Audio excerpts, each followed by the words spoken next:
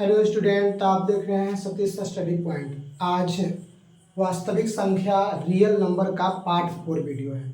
जैसा कि हमने पार्ट 1, 2 और 3 वीडियो में हम लोग देख चुके हैं कि संख्याएं कैसी कैसी होती है और संख्याओं का डिफिनेशन क्या होता है और सभी संख्याओं के बारे में हम लोग अच्छी तरह समझ लिए। उसके बाद यूक्लिड विभाजन एल्गोरिथम के बारे में भी समझ लिए थे, फिर परमेयिका के बारे में समझ लिए थे, अलजबरा किस शब्द से आया है, एल्गोरिथम किस शब्द से आया है, उन सभी परमेयिकाओं के बारे में समझ लिए। हम लोग लास्ट वीडियो में हम लोग देख रहे थे कि एचसीएफ क्या है या जीडीसी क्या है। तो हम लोग देखे थे कि इसका हिंदी फॉर्मूला फुल फॉर्म होता है महत्तम समापवर्तक, इंग्लिश में कहते हैं हाईएस्ट कॉमन फैक्टर कहते हैं और ग्रेटेस्ट कॉमन डिवीजर कहते हैं। इसको दो नामों से जानते हैं, एचसीएफ और जीसीडी के नाम से जानते हैं। तो महत्तम समापवर्तक वह बड़ी से बड़ी संख्या होती है जो दी गई दो से अधिक संख्याओं को विभाजित करती है, ठीक ना, महत्तम समापवर्तक कहलाते हैं। जैसे कि एग्जाम्पल के तौर पर अगर हम बात करें तो हमारा हो गया 35 और अगर हम 225 की बात करें और कहें का एचसीएफ ज्ञात करें तो हम लोग सीधे क्या करेंगे, 35 में हम लोग 225 से भाग लगाएंगे और 35 में 225 से भाग लगाएंगे तो कितना बार लगेगा, 35 में 7 से 7 बचे 35, 7 बचे कितना 3 और 7 21 3 24, 245 हो जा रहा है।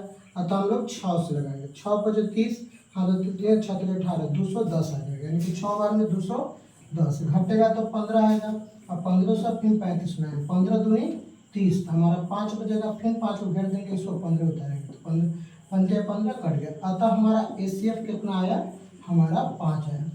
इसको हम लोग यूक्लिड विभाजन एल्गोरिथम से बनाएंगे। यूक्लिड विभाजन एल्गोरिथम से भी बना सकते हैं। तो इसका फॉर्मूला क्या बताए थे कि a बराबर बी क्यू प्लस आर होता है, जहां a याद रखिएगा 0 से बड़ा या बराबर होता है का मान, लेकिन b से कभी बड़ा नहीं होता है। तो a के जगह पर 225 रखेंगे और b के जगह पर हम लोग कितना रखेंगे, 35 रखेंगे। तो 35 में हम लोग 6 से गुना किए, तो 35 में हम लोग 6 से गुना किए तो 210 आया। 210 में हम लोग 15 जोड़ेंगे तो हमारा 225 आ जाएगा।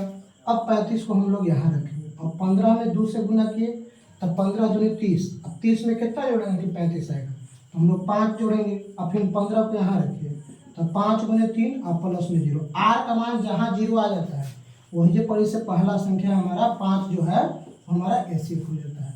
तो यूक्लिड विभाजन एल्गोरिथम से हम लोग एचसीएफ ज्ञात करते हैं। यूक्लिड विभाजन एल्गोरिथम से हम लोग क्या ज्ञात करते हैं, एचसीएफ।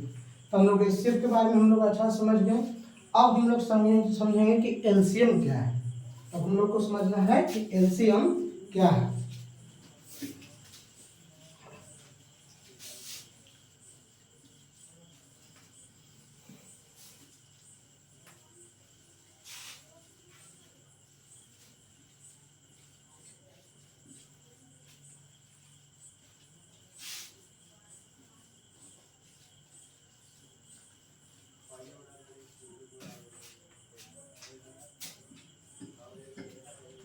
एलसीएम इसको हम लोग कहते हैं लघुत्तम समावर्तक, इंग्लिश में इसको कहते हैं लोवेस्ट कॉमन मल्टीपल, क्या कहते हैं, लोवेस्ट कॉमन मल्टीपल। तो वैसी छोटी से छोटी संख्या जो दी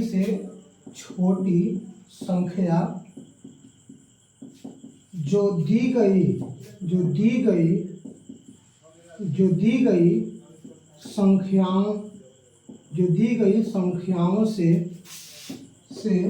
विभाजित होती है। वैसी छोटी से छोटी संख्या जो दी गई संख्याओं से विभाजित होती है तो उस विधि को एलसीएम कहते हैं। मान कि वह सबसे छोटी संख्या जो पहले से जो दी गई है संख्या उस सभी संख्याओं से पूर्ण रूप से विभाजित हो जाए तो ऐसी संख्या को हम लोग क्या कहते हैं, वैसे संख्या निकालने की विधि को हम लोग क्या कहते हैं, एलसीएम कहते हैं। जैसे कि 225 को ही ले लीजिए एग्जाम्पल के तौर पर, 5 ले लीजिए, 10 ले लीजिए, 15 ले लीजिए और 20 ले लीजिए।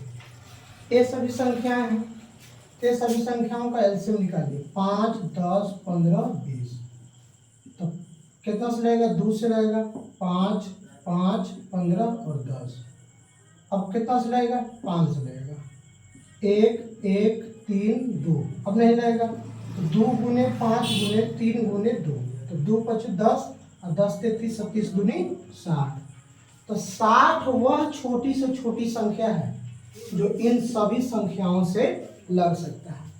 60 से छोटी संख्या कोई नहीं है। 59, 58, 56, 55, 54, 53, 52, 51, 50, 49, 47, 47, 46, 45, ये सब कोई भी संख्या है जो इस सभी संख्याओं से एक साथ नहीं लग सकता है। यानी कि सबसे छोटी संख्या वो 60 ही है जो इन सभी संख्याओं से एक साथ लग सकता है। इससे छोटा कोई संख्या नहीं है। इससे बड़ा संख्या हो सकता है 120, 240, लेकिन इससे छोटा संख्या हम नीचे में नहीं जा सकते हैं जो ये सभी संख्याएं उसको विभाजित कर सकते हैं। एलसीएम का मतलब यही होता है। जैसे कि अगर हम बात करते हैं 3, 5, 8, 10 के बारे में बात करते हैं, तो ये हो जाए इसका 2, 3 लगा, 5 लगा, 4 लगा, 5 लगा, 5 से लगाइए 3, 1, 4, 1। अब 2 गुने 5 गुने 3 गुने 4, 2 × 5 = 10 और 10 × 3 = 30, 30 चौका 120। 120 वह सबसे छोटी संख्या है जो इन सभी से एक साथ लग सकता है। इस 120 से छोटी संख्या कोई भी नहीं है जो इन सबों से एक साथ करके लग जाए। तो एलसीएम का मतलब यही होता है।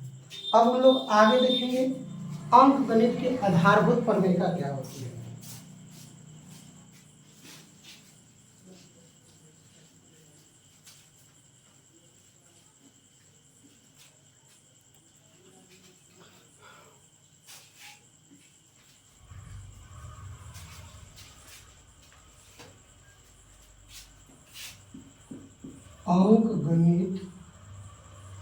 अंक गणित की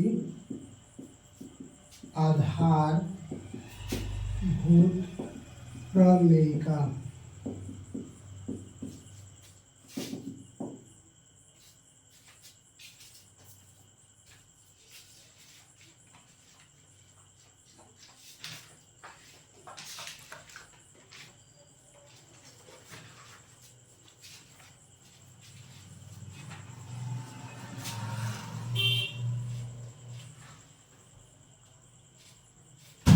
देखो अंक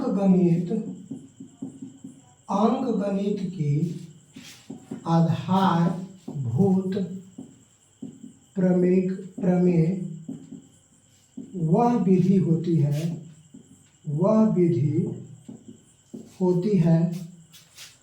जो दी गई भाज्य संख्याओं को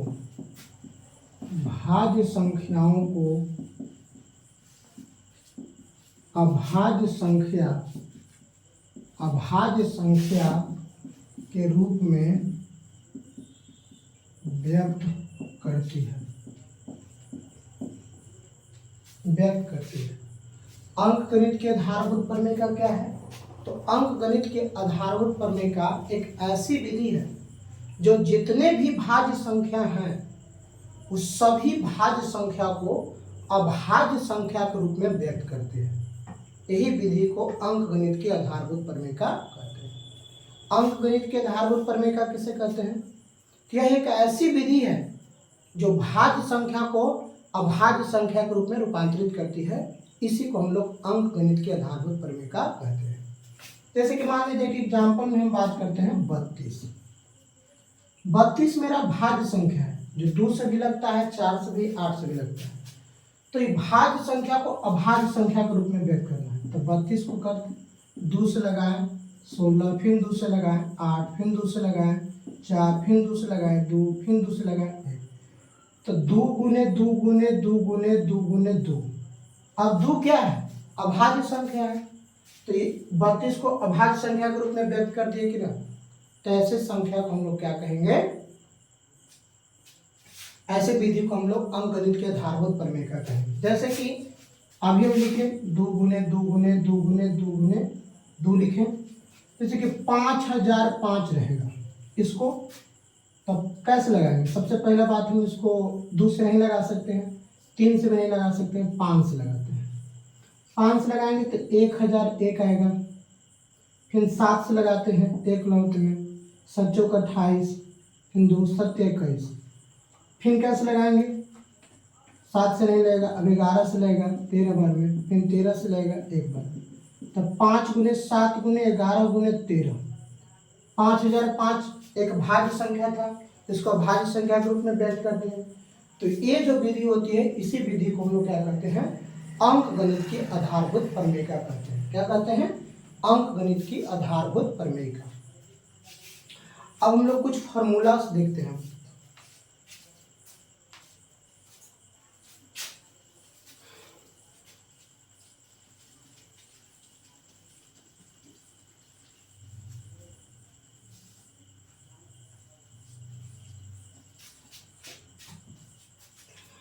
अभी हम लोग एलसीएम एचसीएफ के बारे में पढ़े थे, तो एलसीएम एचसीएफ से संबंधित कुछ फॉर्मूला होता है। जैसे कि पहली संख्या अगर दिया हो और दूसरी संख्या भी दिया हो, तो एलसीएम गुने एचसीएफ के बराबर होता है। पहली संख्या का गुणनफल दूसरी संख्या का गुणनफल, आपस में दोनों संख्याओं का गुणनफल एलसीएम गुने एचसीएफ के बराबर होता है। अब इसको हम इससे फॉर्मूला भी और बना सकते हैं। जैसे कि पहली संख्या बराबर क्या हो जाएगा? तो पहली संख्या बराबर होगा एलसीएम गुने एचसीएफ बटा में दूसरी संख्या। दूसरा फॉर्मूला बनेगा दूसरी संख्या बराबर एलसीएम गुने एचसीएफ बटा में पहली संख्या। और तीसरा फॉर्मूला बनेगा एचसीएफ बराबर पहली संख्या गुने दूसरी संख्या बटा में एलसीएम। और चौथा फॉर्मूला बनेगा एलसीएम गुने पहली संख्या गुने दूसरी संख्या बटा में एचसीएफ। तो इतना तरह के फॉर्मूला आप लोग को याद करना है। पहली संख्या गुने दूसरी संख्या बराबर एलसीएम गुने एचसीएफ, पहली संख्या बराबर एलसीएम गुने एचसीएफ बटा दूसरी संख्या, दूसरी संख्या बराबर एलसीएम गुने एचसीएफ बटा पहली संख्या, एचसीएफ बराबर पहली संख्या गुने दूसरी संख्या बटा एलसीएम, एलसीएम बराबर पहली संख्या गुने दूसरी संख्या बटा एचसीएफ। अगर आप लोग को पहला फार्मूला याद रहेगा तो ये चारों फार्मूला आप लोग को ऑटोमेटिक याद हो जाएगा, क्योंकि सब को गुना से भागा में करके बनाए। तो आज के लिए मैं वीडियो को इतना ही पर अंत करता हूँ। और अगर मेरा चैनल आप लोग को अच्छा लग रहा है, पढ़ाई अच्छा लग रहा है, तो मेरे चैनल को सब्सक्राइब करें तथा वीडियो को लाइक करें।